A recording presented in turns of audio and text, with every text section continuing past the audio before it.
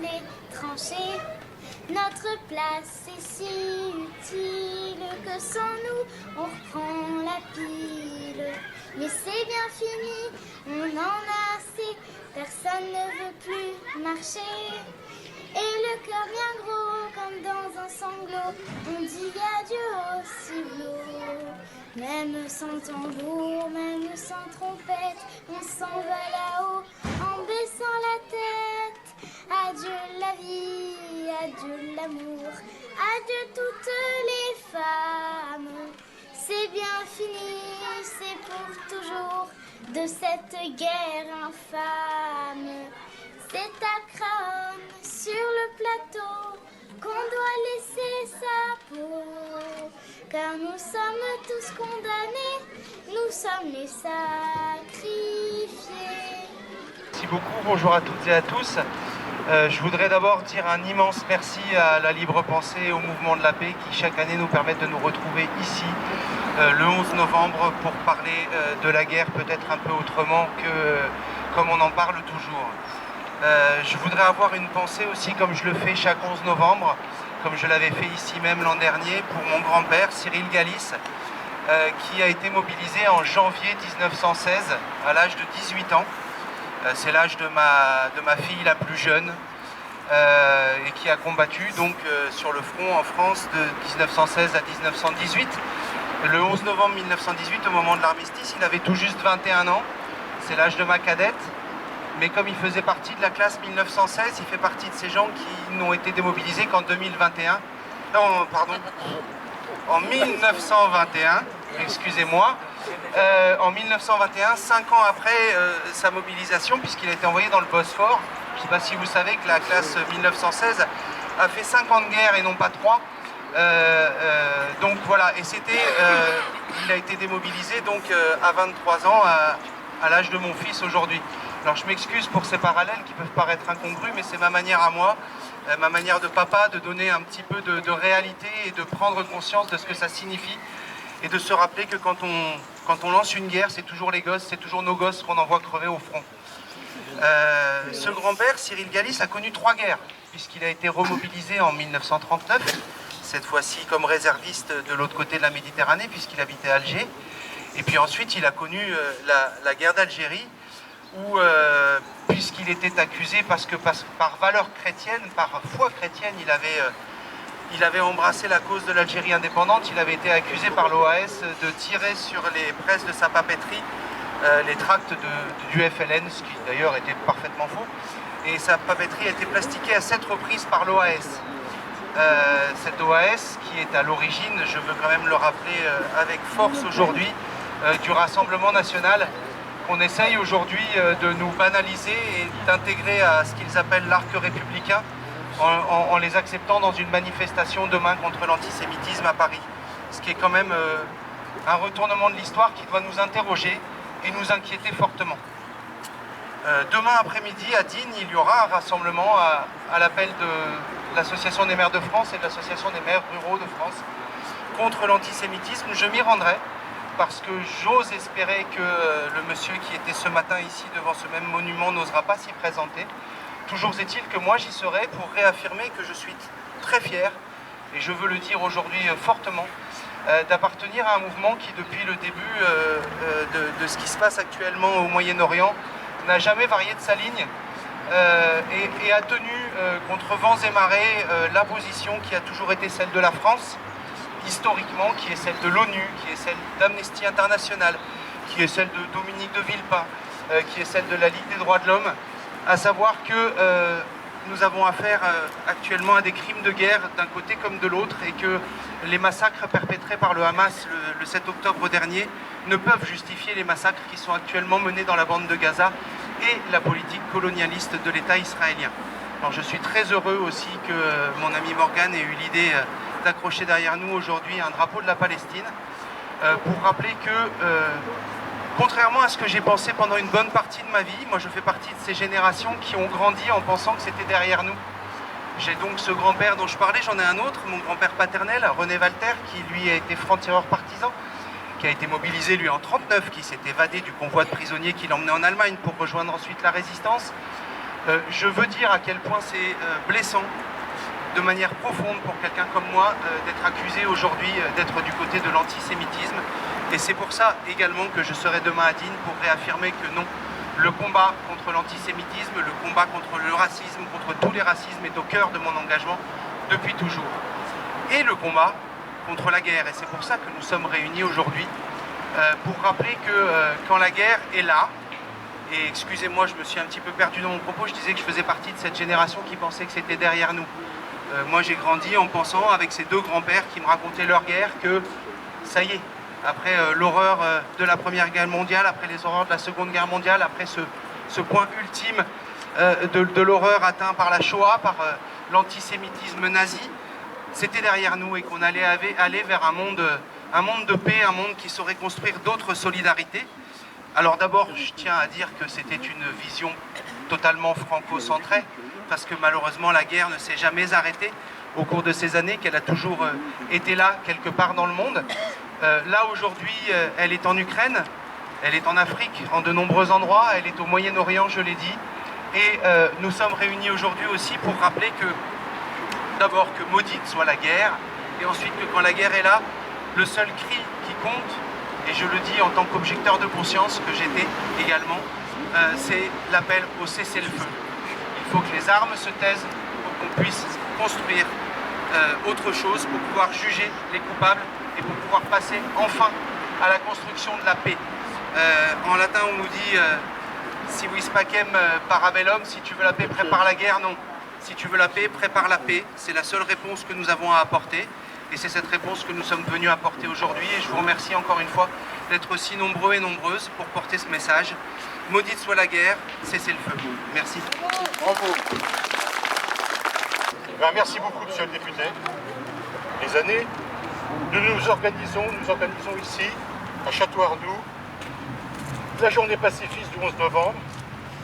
Fidèle en cela à un certain Henri Barbus, que vous connaissez tous, qui avait proclamé que de toute façon il fallait mettre en place après la guerre, et dès 1917 ils y pensaient, une journée spécifique pour la paix, et uniquement pour la paix, dans un monde complètement...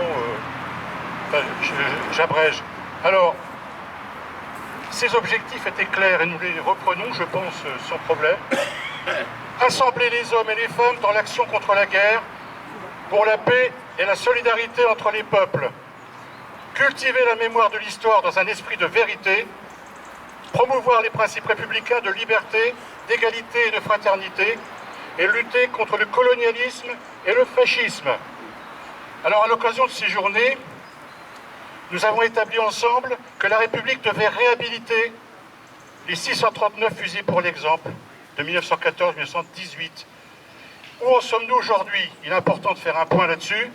Je vais citer, Le 13 janvier 2022, l'Assemblée nationale a adopté en première lecture la proposition de loi visant à réhabiliter les militaires fusillés pour l'exemple durant la Première Guerre mondiale.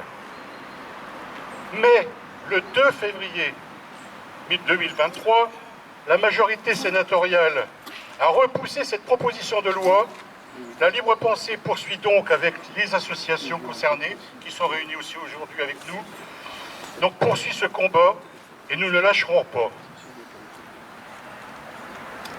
Comme le proclamait l'un d'entre eux, un de ces fusils pour l'exemple, le premier, on dit, un certain Jean Jaurès, que vous connaissez aussi, fusillé pour l'exemple, en tout cas assassiné le 31 juillet 1914 à la veille du conflit mondial. Il disait, une phrase que vous connaissez mais qu'on répète en permanence parce que c'est toujours la vérité, le capitalisme porte la guerre comme la nuée porte l'orage, ou encore l'essence du capitalisme est de produire des guerres. Alors je ne sais pas si vous vous souvenez, j'ai déjà dit ce matin, je vous souvenez quand on a fêté le centenaire de 14-18 de la guerre. Célébré, oui, c'est pas fêté. Effectivement. Un certain monsieur Jean-Noël Jeannonnet, que je respecte par ailleurs comme historien, qui était officiel de ces cérémonies, avait critiqué tous les rassemblements qui se faisaient, dont les nôtres, dans toute la France. Comme tous les ans, il y a plus d'une centaine de rassemblements autour du monument pacifiste, des monuments pacifistes et autres. Et il avait critiqué en expliquant que, oui, ça c'est leur point de vue sur la guerre, c'est le point de vue léniniste, marxiste. C'est faux, c'est complètement ridicule. Bon, nous lui avions répondu en citant l'américain que vous connaissez aussi, je pense, c'est un économiste, Joseph Stiglitz, sur France Inter. À ce moment-là, il expliquait « Le capitalisme moderne est fondé sur la notion de banqueroute, de faillite. » Et il posait la question « Quand restructurer ?» Alors Jacques Attali lui répondait sur les mêmes antennes « Un bon fonctionnement du capitalisme suppose qu'on soit capable de passer l'éponge. » Et il ajoutait « Tous les 49 ans selon la Bible. » Vous avez compris que l'expression « passer l'éponge », c'est un euphémisme extrêmement lourd pour désigner la guerre. Les guerres, vous savez, une bonne guerre ça fait du bien de temps en temps, et on est face, on recommence, Dieu reconnaîtra les siens, etc. Bon. Nous avons établi donc que nous étions dans le camp de Jaurès, assassiné parce qu'il refusait l'union sacrée avec les fauteurs de guerre de l'époque. Aujourd'hui, qui n'est pas dans l'union nationale avec Macron, en réalité avec Biden et le boucher Netanyahou, donc qui n'est pas dans l'union nationale avec Macron doit être fusillé.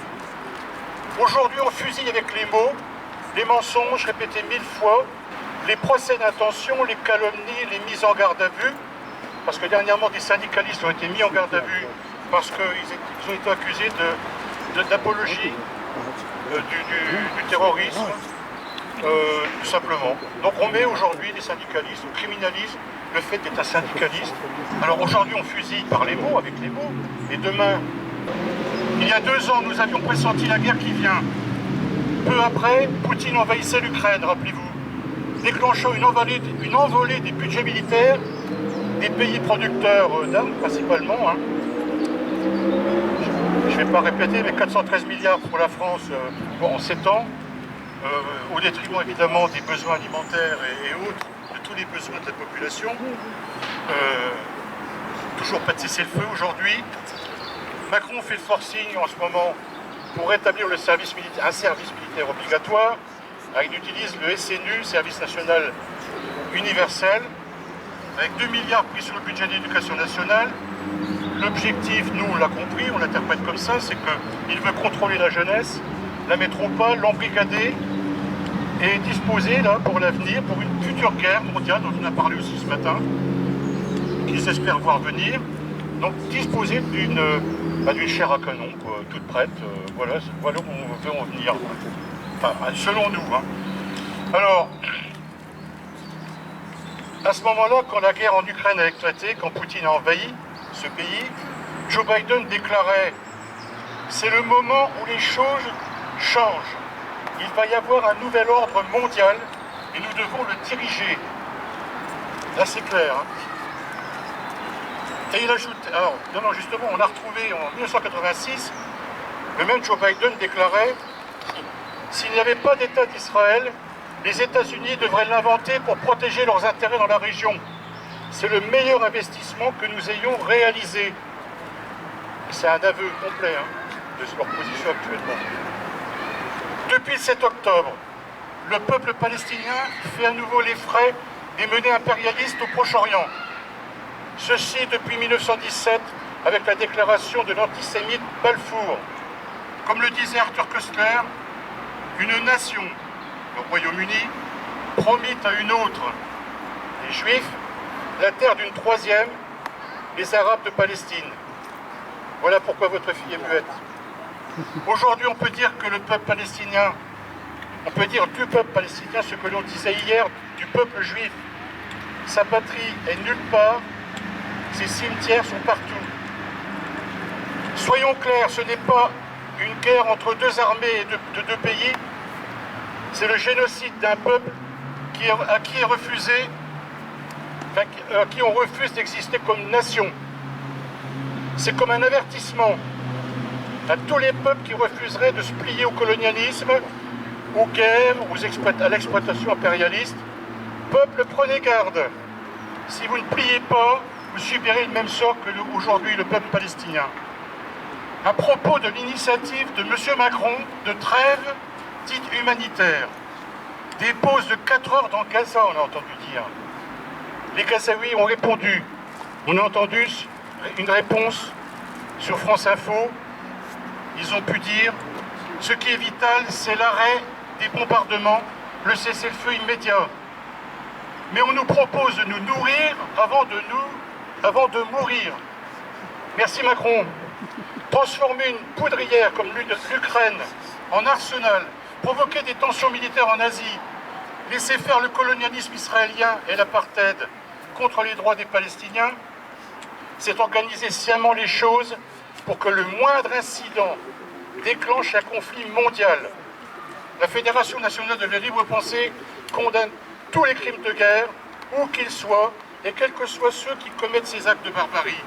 La libre pensée dénonce fermement la campagne actuelle de terrorisme intellectuel contre toutes celles et tous ceux qui marquent de l'empathie pour le peuple palestinien. La libre pensée dénonce la politique de répression du gouvernement Macron-Darmanin qui entend interdire toute expression de solidarité avec le peuple palestinien. La libre pensée exige par exemple le retrait de la circulaire du garde des Sceaux du 10 octobre 2023 contenant des instructions qui poussent les parquets à interpréter de manière abusivement extensive la notion d'apologie du terrorisme pour faire interdire toute expression de solidarité avec le peuple palestinien. La libre pensée dénonce vigoureusement les propos racistes qui se déchaînent pour conclure à une responsabilité collective envers les musulmans présupposés tels. Chacun doit être responsable de ses actes, pas de ceux des autres. C'est pourquoi elle demande l'abrogation également de la loi séparatisme du 24 août 2021 qui introduit juridiquement cette responsabilité collective dans le monde associatif, ce qui nous concerne tous, nous, associations. La libre pensée condamne tous les racismes et toute instrumentalisation de l'antisémitisme assimilé à l'antisionisme, soutenant ainsi Netanyahou et son gouvernement d'extrême droite. Alors la question se pose-t-elle? On peut se la poser. Peut-on manifester avec ceux qui soufflent le racisme en France? La tribune de l'Archer et Braun-Piver dans le Figaro indique, ceux qui ont pu la lire, les actes antisémites se multiplient, c'est vrai. Notre laïcité doit être protégée, eh oui. Elle est un rempart contre l'islamisme. On montre du doigt. Nous appelons dimanche à une marche pour la République contre l'antisémitisme. Peut-on manifester avec ceux qui divisent les exploités entre immigrés, sans-papiers, chômeurs, RSA, habitants des quartiers populaires opposés aux autres habitants du pays? Peut-on manifester avec ceux qui assignent les citoyens à leur religion supposée, juifs, musulmans, chrétiens, contre la séparation des églises et de l'État de 1905 pour mieux diviser la société? Je terminerai en disant: à bas la guerre, cessez le feu immédiat en Palestine, arrêtez le massacre. Je vous remercie.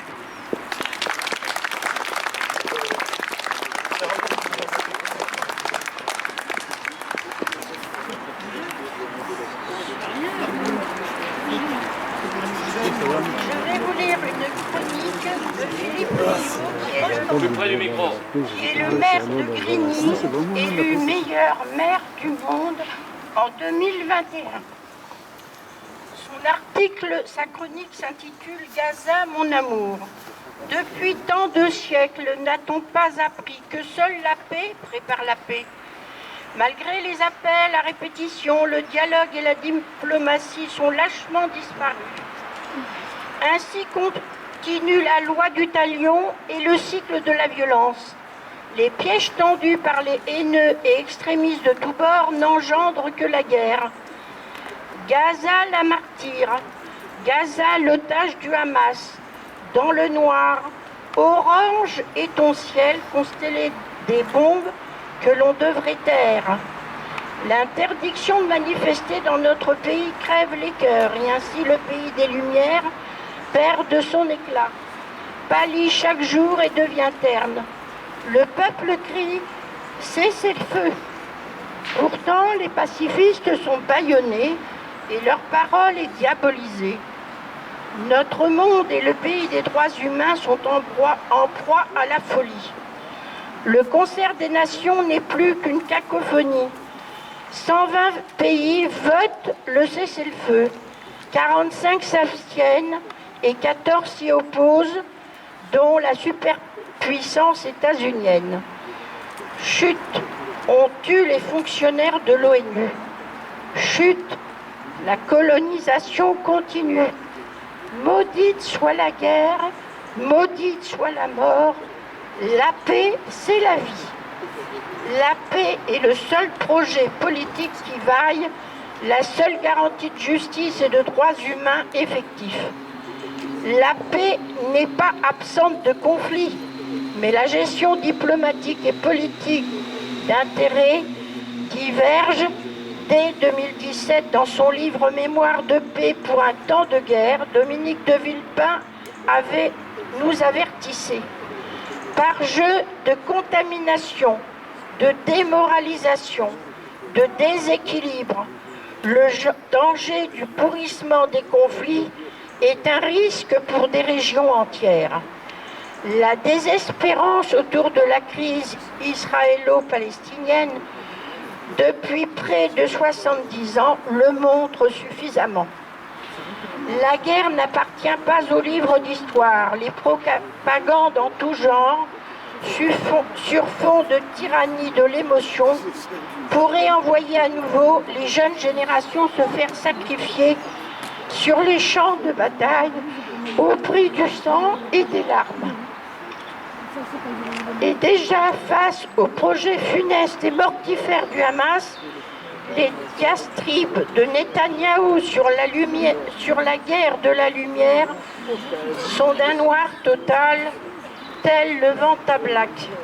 Sauf que les ténèbres, ce sont des enfants, des civils, des hôpitaux, des écoles et des humanitaires qui meurent sous les bombes. Pendant ce temps, les extrêmes se rejoignent dans la terreur, dans l'horreur. Allons, mes amis pacifistes israéliens, allons, mes amis palestiniens, agissons et espérons pour la paix, faisant vivre le multilatéralisme face aux tyrans. Et comme le poète a toujours raison, si la paix avec un hymne, ce serait certainement ces quelques vers d'Aragon. Un jour pourtant, un jour viendra à couleur d'orange, un jour de palme, un jour de feuillage au front, un jour d'épaules nues où les gens s'aimeront, un jour comme un oiseau sur la plus haute branche.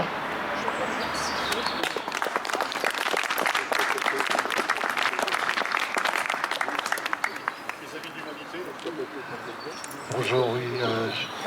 Je parle au nom des Amis de l'Humanité, mais je voudrais d'abord rappeler ce que Marc a dit à l'instant, à savoir que René Villard, le maire de Château-Arnoux, est vraiment désolé de ne pouvoir être là cet après-midi. Je l'ai vu ce matin ici même à la cérémonie, et vraiment, il ne peut pas être là, mais c'est dommageable parce que, vous le savez, Château-Arnoux est maintenant adhérente aux villes. Château-Arnoux est donc membre des villes pour la paix. C'est écrit aux entrées de la ville. Ville pour la paix, présidée par le maire de la ville d'Hiroshima. À ce titre, on s'honore d'être présent dans les manifestations comme celle-ci aujourd'hui à Château-Arnoux. Puisque je parle de Château-Arnoux, vous savez que nous sommes là devant ce monument qui avait été érigé à l'initiative du maire qui a été maire de Château-Arnoux de 25 à 35, donc un siècle, et qui a voulu non seulement cette forme de monument, mais a voulu aussi inscrire un poème sur ce monument qu'on ne voit pas bien, il est souvent caché par les fleurs quand on vient en cérémonie le 11 novembre.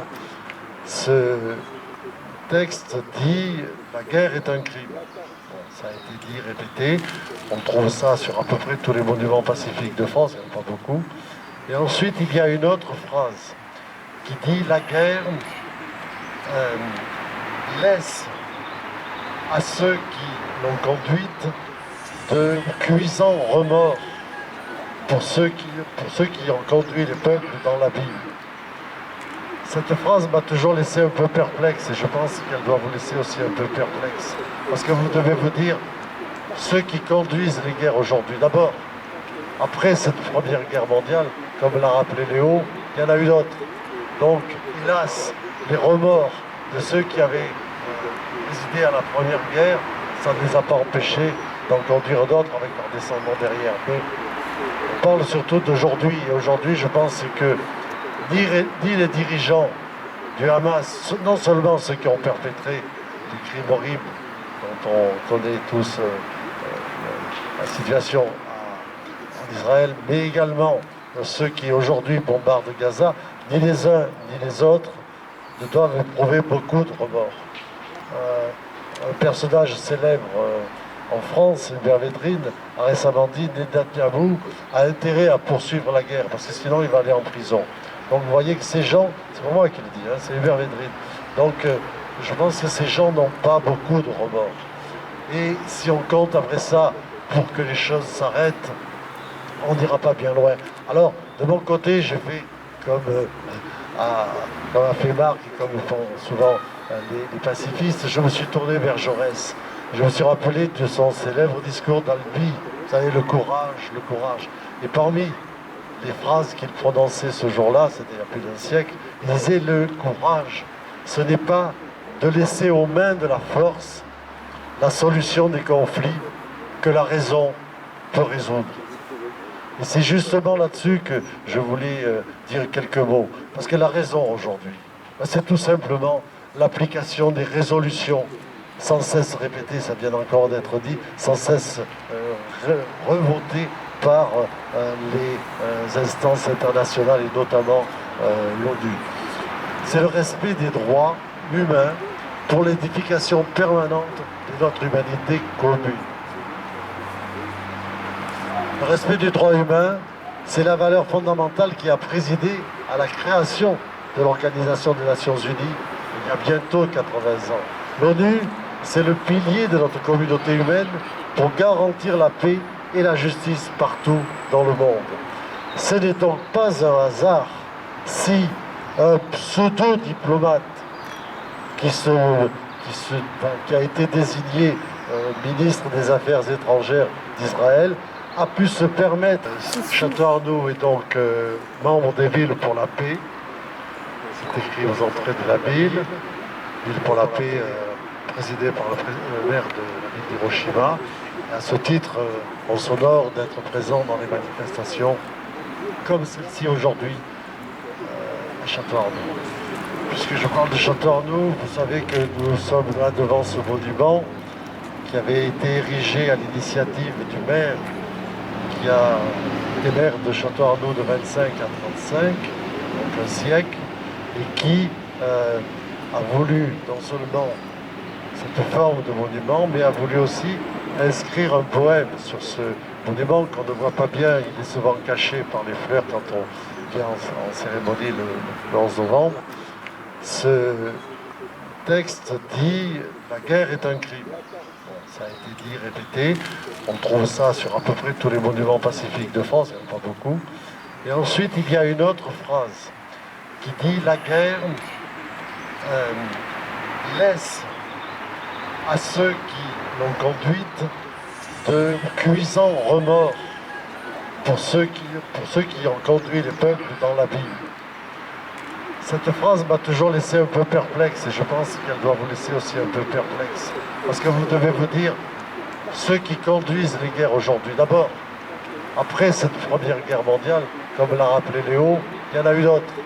Donc, hélas, les remords de ceux qui avaient résidé à la première guerre, ça ne les a pas empêchés d'en conduire d'autres avec leurs descendants derrière. Mais on parle surtout d'aujourd'hui. Et aujourd'hui, je pense que ni les dirigeants du Hamas, non seulement ceux qui ont perpétré des crimes horribles, dont on connaît tous la situation en Israël, mais également ceux qui aujourd'hui bombardent Gaza, ni les uns ni les autres ne doivent éprouver beaucoup de remords. Un personnage célèbre En France, Hubert Védrine a récemment dit que Netanyahou a intérêt à poursuivre la guerre, parce que sinon il va aller en prison. Donc vous voyez que ces gens, c'est pas moi qui le dis, hein, c'est Hubert Védrine. Donc je pense que ces gens n'ont pas beaucoup de remords. Et si on compte après ça pour que les choses s'arrêtent, on n'ira pas bien loin. Alors, de mon côté, je fais comme a fait Marc et comme le font souvent les pacifistes, je me suis tourné vers Jaurès. Je me suis rappelé de son célèbre discours d'Albi, vous savez, le courage, le courage. Et parmi les phrases qu'il prononçait ce jour-là, c'était il y a plus d'un siècle, il disait le courage, ce n'est pas de laisser aux mains de la force la solution des conflits que la raison peut résoudre. Et c'est justement là-dessus que je voulais dire quelques mots. Parce que la raison aujourd'hui, c'est tout simplement l'application des résolutions sans cesse répétées, ça vient encore d'être dit, sans cesse revotées par les instances internationales et notamment l'ONU. C'est le respect des droits humains pour l'édification permanente de notre humanité commune. Le respect du droit humain, c'est la valeur fondamentale qui a présidé à la création de l'Organisation des Nations Unies il y a bientôt 80 ans. L'ONU, c'est le pilier de notre communauté humaine pour garantir la paix et la justice partout dans le monde. Ce n'est donc pas un hasard si un pseudo-diplomate qui a été désigné ministre des Affaires étrangères d'Israël a pu se permettre d'attaquer aussi violemment qu'il l'a fait Antonio Guterres, le secrétaire général de l'ONU, il y a quelques jours, c'était le 25 octobre dernier, en l'accusant d'être compréhensif face à l'antiterrorisme et au meurtre du Hamas. Voilà ce qu'a dit. Il n'a pas dit que ça d'ailleurs. Tout ça parce que Guterres, après avoir dénoncé les atrocités commises par le Hamas, a qualifié les bombardements de l'Israël de claires violations des droits humanitaires à Gaza. Je veux dire par là qu'il y a là des gens, je parle des gouvernants israéliens, qui ont bien compris que l'ONU est le seul caillou dans leurs chaussures, qui peut, à un moment ou à un autre, les faire vaciller. Mais encore faut-il que le courage s'exprime. Aujourd'hui, les institutions de l'ONU et son principal dirigeant sont bafoués. Et à ce jour, on pose la question, quel dirigeant politique d'un pays qui compte dans le monde n'a encore réagi à cette véritable déclaration de guerre contre l'ONU? Personnellement, je n'ai entendu personne le faire. Voilà, je crois, où devrait se situer le courage des gouvernants du monde qui veulent vraiment mettre un terme, s'ils veulent vraiment mettre un terme aux crimes perpétrés chaque jour depuis plus d'un mois et qui vont se poursuivre si la puissance des voies de paix n'est pas suffisante. Rappelons que 138 pays sur les 193 que compte l'ONU reconnaissent déjà l'existence légale de l'État palestinien. 3 grandes puissances bloquent ce processus de reconnaissance. Vous les connaissez, les USA, bien sûr, le Royaume-Uni, évidemment, et le troisième, c'est la France. Le courage de nos dirigeants politiques, ce n'est pas de laisser aux mains de la force, détenus aujourd'hui par des gouvernants israéliens soutenus par les USA, le soin de gérer ce conflit.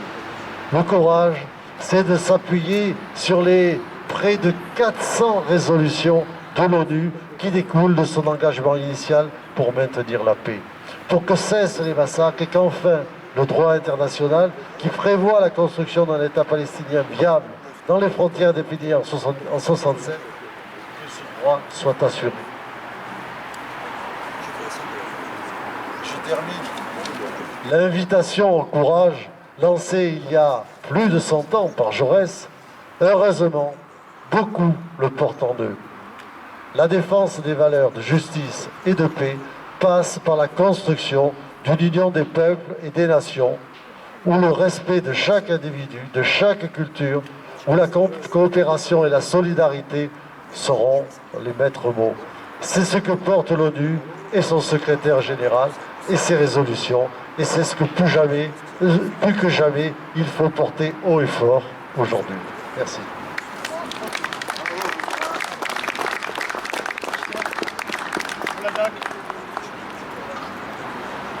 Merci. Donc j'interviens, donc Serge Garcia, président de l'ANAC 04, donc Association nationale des anciens combattants et amis de la résistance. Donc pour commémorer ce 11 novembre 2023, j'ai choisi de lire une lettre d'adieu d'un des martyrs de Vingré. Donc ce drame de Vingré a eu lieu donc le 27 novembre 1914 vers 17h. Alors qu'ils prenaient leur repas dans une tranchée, en première ligne, après un violent bombardement de 2 heures, les Français furent surpris par une attaque allemande. Dans la confusion de la mêlée, 24 soldats français parvinrent à fausser compagnie à l'ennemi. Au-delà d'une méprise terrible, ces soldats furent plus tard accusés de désertion et d'abandon de poste devant l'ennemi. À titre d'exemple, 6 d'entre eux devaient être injustement fusillés. Les soldats Floch, Duranté, Blanchard, Quay, Pételet et Quinault. C'étaient les martyrs de Vingré. Voici la dernière lettre de l'un d'entre eux, Henri Floch. Donc le caporal Henri Floch était greffier de la justice de paix à Breteuil. Il écrit à sa femme: « Ma bien chère Lucie, quand cette lettre te parviendra, je serai mort fusillé. Voilà pourquoi. Le 27 novembre, vers 5 heures du soir, après un violent bombardement de 2 heures, dans une tranchée de première ligne, et alors que nous finissions la soupe, les Allemands se sont amenés dans la tranchée, m'ont fait prisonnier avec 2 autres camarades. J'ai profité d'un moment de bousculade pour m'échapper des mains des Allemands. J'ai suivi mes camarades et ensuite j'ai été accusé d'abandon de poste en présence de l'ennemi.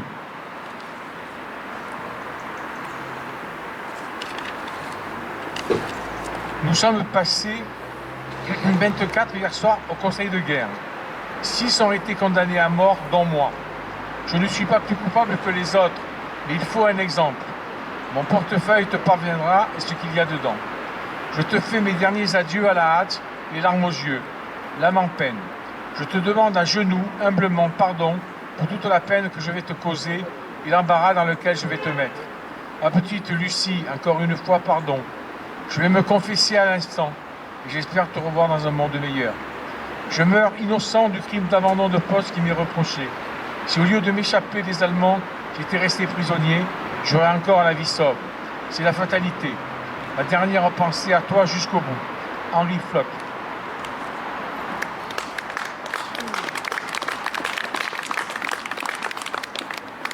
Je voudrais quand même remercier Monsieur le maire René Villard, à qui chaque année nous vient, de toute façon, prend la parole. Il nous prête la salle des fêtes, cette année l'immeuble communal. Je remercie aussi, j'oublie toujours de le signaler, c'est le drapeau de la libre pensée de Vachères qui nous est prêté par le maire de Vachères, M. Clapier, tous les ans. Voilà. On a accès à ce, un peu avant 1900. La libre pensée était très implantée dans le département.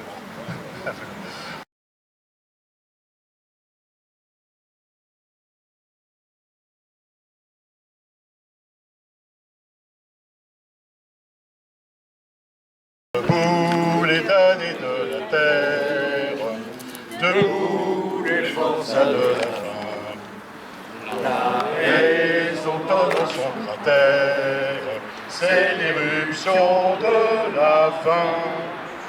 Du passé, faisons table rase, l'esclave, debout, debout. Le monde va changer de base, nous ne sommes rien, soyons tout. C'est la lutte finale, coupons-nous les deux mains. L'international sera le genre humain, c'est la lutte finale. Coupons-nous les deux mains, l'international sera le genre humain. Merci, on ne va pas faire tous les couplets. On va faire les canulars.